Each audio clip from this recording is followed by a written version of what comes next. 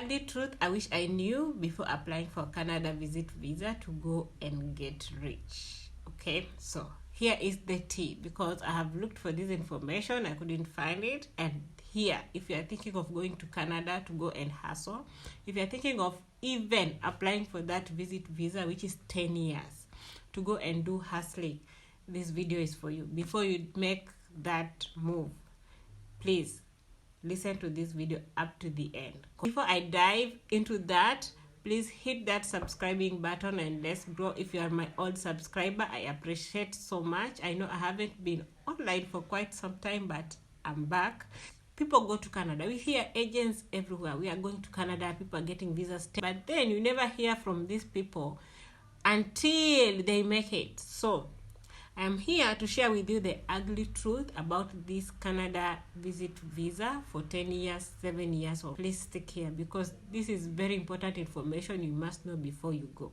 So number one, you cannot work on a visit visa. That is like the truth. You can never work on a visit visa when you get to Canada. So when you get to Canada, this one I will speak in Swahili because I don't want to, unajua kuchoma. Ukifika huko itabidi utafute makaratasi za mtu ufanye nazo kazi. Okay? So that visit visa, you cannot work on it. Period. That is the law. You cannot work on a visit visa. So if you have gone there to look for opportunities, if you are going there to like try and work with that visa as much as it's like 10 years, you cannot do that. That means you have to get money from your pocket and sustain yourself. Number two is accommodation, because I have so many questions from my TikTok videos like accommodation. Now, agent has given you a visit visa for 10 years, 7 years, depending on the expiry date of your passport. You need to get where to stay. I'm talking from a perspective whereby you don't know anyone in Canada. If you know anyone, I would get to that. But if you don't know anyone, you need somewhere to stay. Do this. Go on booking.com or Airbnb and search for places to stay in Canada, depending on your budget. But one thing I can tell you, Canada is very expensive. The lowest price of where to stay, it's a hostel, okay? You will have to pay almost 5,000 Kenyan shillings up to 10,000 Kenyan shillings per day. If you are going and you don't know anyone, you don't have anyone to host you for free, you have to go with money to get where to stay. That takes me to number three, whereby if you went to Canada with a no back mentality or no back situation, because sometimes you can have a mentality like, I want to go back, but then the situation you left back, you cannot even afford to think to go back. It's just because they have spent so much for that visa and they cannot even afford kurudi. Sasa unawapata wanaenda kusik iyo serikali ingilie kati, wanapatiana stories. Unajua kwetu mchawi alinitafuta, nikienda nitakufa. Unajua kwetu familia yangu inataka kuniua, sasa siwezi rudi. Wanaenda kusiki hiyo situation. Like sasa serikali ndio inafaa kuwa provide your accommodation. It's because Canada is very, very expensive. You cannot afford it if you are moving with that mentality. Umeuza kila kitu, you've done everything, and the only option you have ni kuishi huko, like hauwezi rudi. All in all, what I'm trying to say, if you are planning to go to Canada, plan well. You have to plan well in terms of finances, in terms of accommodation, in terms of work. You must have a strategy of how you will survive in that country, and you must have information. You must have all the information about where you're going and how to navigate to achieve whatever dream you have. If you don't do that, my sister, my brother, you will come back to my channel and tell me, Olivia, you told me, I went there, I suffered, Let me help you with the information.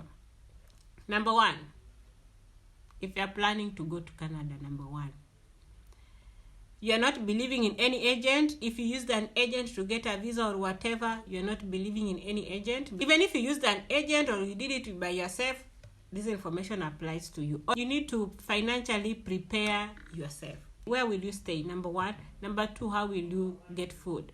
You go on YouTube, search for where do foreigners stay in Canada. Okay. Now, when you find that place, now go on booking.com or Airbnb, search for accommodation in that areas, because when you're going to Canada for the first time, you need a place where you can do networking, because you don't know anyone. So you need to do networking is important, because you need people to give you information of how to navigate on and how to stay over there, because you need to meet up with fellow foreigners and you need to do socializing so that you can find information. Now, one thing I will tell you is, like, you will never find foreigners during the day, like hanging out, like going out and things on the streets, just bump on them anyhowly. You will never see that. So what you do, if you are a church goer, you need to find out, where do these people hang out? Where do foreigners hang out in Canada? Let's say, for example, in Ontario, okay? You go on YouTube, you search for, where do foreigners hang out in Ontario? So you find, like, we have churches and you have, let's say, clubs. So you have to be outgoing. You don't go there and stay in the hotel.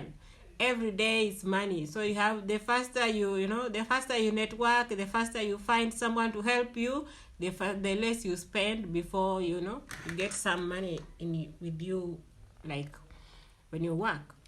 If you are going, please, this one I will advise you, because so many, like, people spend a lot of money to go to Canada, or they spend a lot of money to build themselves and all things like that.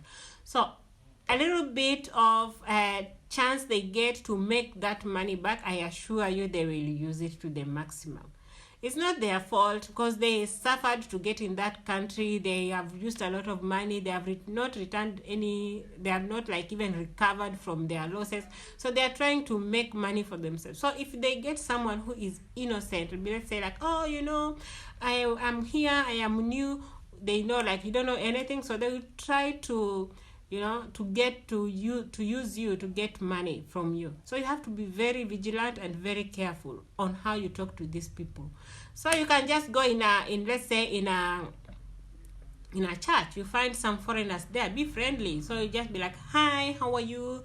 You can just say you are a visitor, but you're not going to stay, so that they don't use the advantage. They don't know, like, you're desperate, you don't have money, you don't have where to stay. You can just say, hi, how are you? My name is so. Oh, I came to visit, and I was there, like, oh, I did some research and I found there's a church here, so I just came to to go to church. These people will start spilling information for you and telling you, oh, you can stay, I know this person. So gather all this information, and after gathering all the information, now you can sit down and calculate all your moves and see what to do and what not what to do. And another place also, let's say clubs, like where foreigners go to hang out in clubs.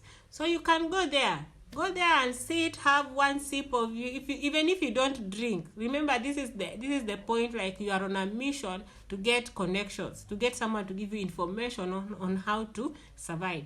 So you can even go there, even if you don't drink. Go there, take water, or take, like, Coca-Cola, or take Sprite, or take juice, or whatever, because in the club they offer all types of drinks. But I can tell you, the club is the best place to go, because when people are drunk, they spill all the tea.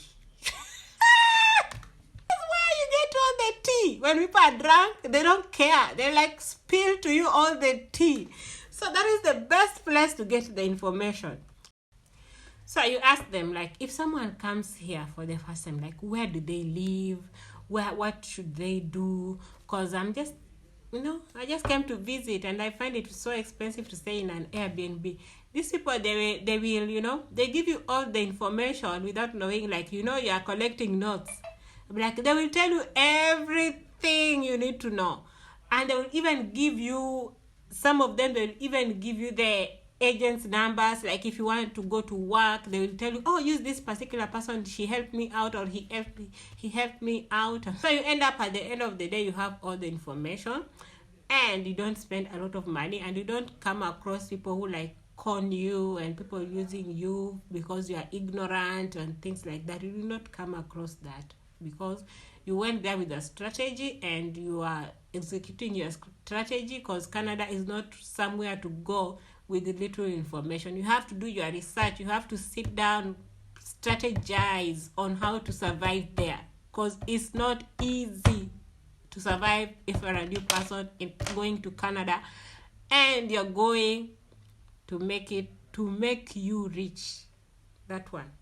Another way to navigate is like you have to do a lot of research on LMIA, visa sponsorship jobs that will give you a work permit.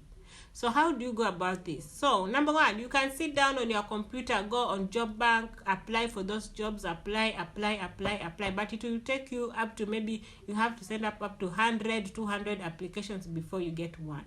So there's another way.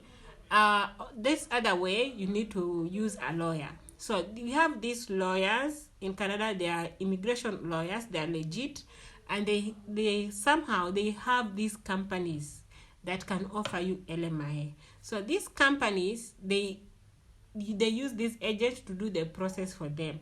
So the agents now will come to you. So the lawyers are like the bridge between you and the company. So they will charge you for their services. Those services, they will charge you around up to between $5,000 to $6,000 for them to get you a work permit in Canada, so that you can work legally and make as much money as you can. And I'm not saying there are no jobs in Canada. We have a lot of jobs in Canada, so please don't confuse that. But how to work now is what I am trying to explain, because it's like, if you don't have the right documents to work, you cannot work. Another way to survive in Canada is like, this one I talk in Swahili because it's very sensitive. Unatafuta mdem ama msichana. If kama wewe ni dem, unatafuta chali mcanadian. Kama wewe ni baba ama wewe ni kijana, unatafuta dem Canadian. So mna oana. So mkisha oana, huyo demo atakupatia citizenship, alafu utafute makaratasi, and then with time unakuwa Canadian citizen. That's why unakuwa Canadian citizen. That's why unaona mtu anakudisplay, I have Canadian passport and I have a Kenyan passport. Inamaanisha they are married. So hiyo marriage inakuanga two ways. Number one, ni ile naturally unakutana na mtu, mna vibe, and then mnaoana. Utapata within 1 year or 2 years utapata your citizenship. And I would say Canada is the cheapest, not the cheapest, but the easiest place to get their citizenship compared to any other European or Western countries, be it Australia, US, any European country. Canada is the easiest. And then, kama umetumia ile professional way ya ile kuarrange mavitu chini ya meza nini, utatumia around $25,000 kufanya hiyo process. Although you don't pay all at once, utalipa, let's say utalipa $10,000 for the process kukick. Alafu ile marriage certificate ikisha toka, sasa unafaa kuprocess kama work permit and all that. Utalipa hizo mabalances zingine pole as unaendelea. But at first you need around $10,000. That's why I said, kama unafikiria kwenda Canada, you have to go with money. You cannot go without money in Canada. And even if you go with money, you have to go with a strategy. You have to strategize yourself. So if you're going with money, you need a strategy for that money. If you're going without money, you need a strategy. So all in all, you need a strategy to go to Canada. And you cannot afford to go to Canada without information. Mark it. Information. You need information on how to go. After getting that visa, whichever way you got it, if you got it by yourself, by your friend, used an agent, you need a strategy. If you don't, it will be a long journey for you.